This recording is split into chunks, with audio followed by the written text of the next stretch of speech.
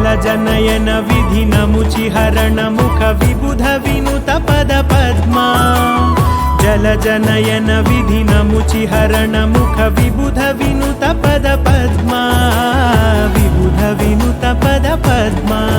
मम तापमपाकुरु देवा मम पापमपाकुरु देवा मम तापमपाकुरु देवा मम पापमपाकुरु देवा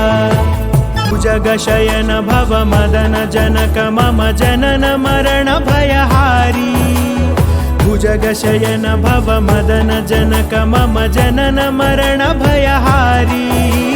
जनन मरण भयहारी मम तापमपाकुरु देवा मम पापमपाकुरु देवा मम तापमपाकुरु देवा मम पापमपाकुरु